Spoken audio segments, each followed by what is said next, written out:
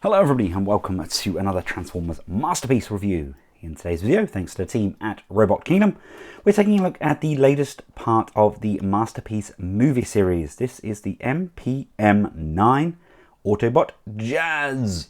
Let's take a quick look around the box. We've got Mr. Witwicky there running, and we've got Jazz in his bot and vehicle mode. Same on the side and on the back there, showcasing just how poseable he is. We've got the GM licensing, and again we've got Sam with the Allspark, and we've got the sliding visor, and we've got the Megatron spinal cord attachment for when he rips poor Jazz into pieces. So without further ado, let's crack this open. And here we have it. Here it comes packaged in this plastic clamshell, and Sam is a lot bigger than one was expecting him to be. It's a very kind of large figure. And then we have the weapons, we have that spinal cord, and then of course we have Jazz pre-packed in his vehicle mode. And here we have them out of their plastic prison. Let's take a look at the vehicle mode first. It's not perfect, it's pretty decent. It's probably the better version that we've had, but I do have some nice, you have blemishes around there, I imagine. I don't know what they've done there. It looks like it's actually been welded. So I'll let that pass, but it's definitely not an attractive look for Jazz. He's actually a tiny Autobot. I know the car itself is tiny, and there's a lot of bot mode.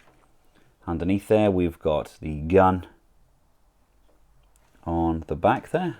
Just slides in and out of that rear spoiler. And then we have Sam Witwicky with the Allspark. It's not bad. It bears a kind of resemblance to Shia LaBeouf, but I wouldn't say it was amazing. And if we take a look at the actual Allspark that we get from Megatron, it's vastly different in size, but of course this does chop and change. It's absolutely massive to begin with anyway, isn't it? So it does chop and change, but I think the detailing is pretty decent still. So I think that's acceptable. Let's just have a look at this spinal cord as well. That's just amazing and gross at the same time, isn't it? I mean, this is Hasbro and Takara. You know, it's not the sort of thing you'd expect them to include, but I very much like the fact that they have. To give you an idea of how he scales, I invited you to Jazz Night. We have got my Studio Series Jazz, which doesn't really want to quite tab in as it should. Actually, one of my favourite versions of Jazz. It's just a really kind of cute, pokey little version. And then we've got the movie best version as well. Nice, clean, simple transformation, albeit Jazz is a little bit blocky. And then of course we've got the Masterpiece version there. I don't have the Human Alliance Jazz anymore. I used to have it. I don't actually know what happened to it. I know I sold the KO of it, but I don't actually know what happened to the official. I think it kind of got lost in transit, but all three are nice versions of Jazz. But again, I guess you get what you pay for. I think the most expensive one of these at the moment, I think, is probably the movie best. They go for silly money at the moment, which is odd. Yes, it has kind of a really nice smoked paint scheme, but it is highly simplified in comparison to the movie Masterpiece. Let's just remove this gun off here so we can see just how they fare. I mean, it's a good size vehicle. There's not a great deal in it, but I like it. Here he is alongside MP-44, just because he's a hot topic at the moment. So I'm now getting critiqued for saying that I recommend MP-44. I think he is worth the money. People are saying $450. I don't know where they're paying $450 for. I think Amazon had him up for $350. You get a lot of toy for the money there. Yes, of course, people are excited, hoping there's going to be a KO because it's going to be cheaper and more affordable. But if we don't support the original products as well, then these KOs will never come to light. I don't have many of my MovieBots in their vehicle modes. If I can find some in the display section downstairs, I'll take some pictures and add them at the end of the video. But for now, let's get him transformed up. You want to separate these side panel pieces. I just generally flick the wheel and it gives us enough separation on these front panels, and that just opens up. Same for the rear. It's going to push and lift up. That kind of frees up all of that leg section. Split said legs. And then this panel here, he says it should, there we go, that's just going to fold up and fold on top. These sections, untab, and you want to rock those back so they're on the outside, and the wheel arches lift up to the side. You can then lift this panel here, just taps in just above that wheel. We're going to lift this out, and that's now got room to come down. Make sure this leg rocks all the way up, and there's a tab just on the back of this kneecap section. That's going to lock in like so. That's where the leg is going to be situated. This can then come down and that will move forwards. This is the heel spur, which will come backwards, and that's going to push and kind of tab in. Move this backwards like so, and I want to spread this hinge section. It's going to rock down, and there's a tab just on the inside there. This tabs in. This is going to rock backwards, so it sits here. This will compress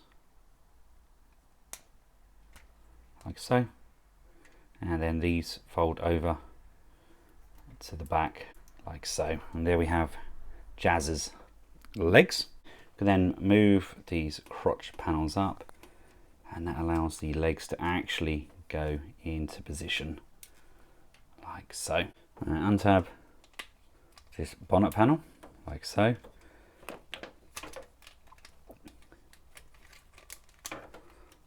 That'll then free up the arms. They can come out of the way like this. This panel lifts. Right, I believe, don't quote me on this, we rotate this entire upper torso piece round, and then this inner torso piece is also going to rotate. That comes all the way around like so. So we're left with something that looks like this. This piece tabs in underneath. This will then collapse down like so. These will come down over the thighs. This piece here at the back separates and collapses like so onto the back. This panel lifts up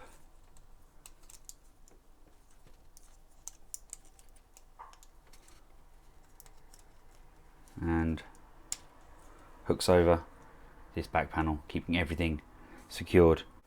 These spoiler pieces come out to the side like this, and same with the butt spoiler as well. Bring that up and over, covering off his buttocks. Come around to these arms. This lower section here is going to come up like so and lift up, and then this entire upper piece again is going to come up, and that's going to lift all the way up to the top here and just sit at the top of that tyre.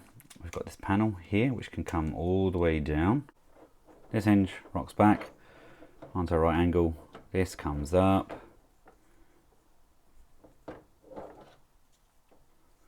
and we have this can thread in and tab in to that arm piece.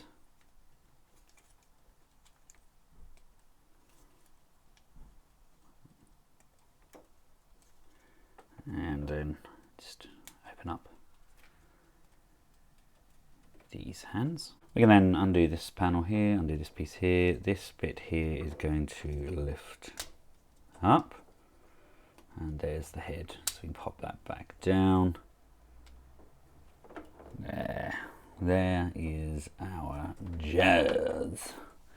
We do, of course, get the option to remove the faceplate. Just want to lift this panel up, and you can just fold the visor in, and then just bring that back down like that. And there we have him alongside some of his Autobot comrades. Actually looks fabulous. Gorgeous paint scheme on him. Probably one of the better paint schemes as a standalone figure. Even better than Megatron, I think. Really good looking piece. I will revisit that Ironhide as well, because I do have the DNA upgrade kit for him, but let's just take a closer look.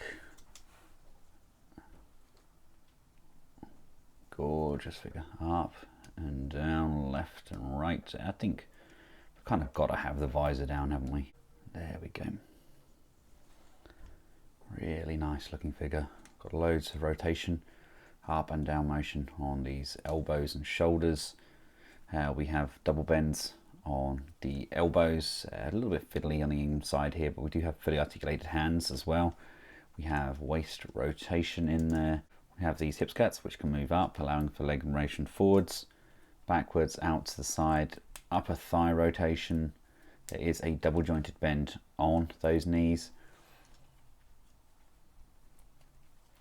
And we do get some up and down motion on those feet, as well as some ankle pivot as well. But oh, he just looks sensational, doesn't he? It's a really good looking Jazz. And here he is alongside the Studio Series and the movie best again. See, he really does outshine the competition. Those of you looking to display him with your Megatrons, here he is alongside bootleg Megs and official Megs. Still prefer how the bootleg one works and looks. Either way, I'm going to have to separate our poor Jazz. We're going to rip him in half. There is a button just on the back here, just above that butt, where you push, and that just severs the two sections. And then bring in that spinal cord, which separates like so. Look at that. Oh, that is absolutely sensational. Poor Jazz. That's the main feature, I think, of the DNA upgrade kit that I've got for Ironhide, so we can actually hold Jazz. But, I mean, we could bring in maybe one of Megatron's kind of Energon whips if we wanted to, or we could just have him holding Jazz like this. Oh, that's sensational. And here we have Megatron pulling poor Jazz apart. I'm trying to get like a screamy expression on Jazz's face there.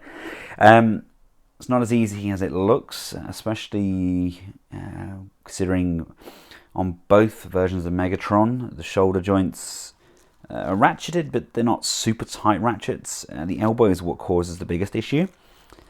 And Jazz has actually got quite a substantial amount of weight to him, because there's a lot of plastic and die-cast kind of compressed into that smaller area. But that being said, I mean, that does look sensational, doesn't it? I mean, what do you all think? How are you going to display your Jazz?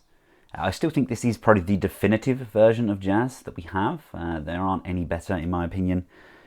This looks and feels sensational.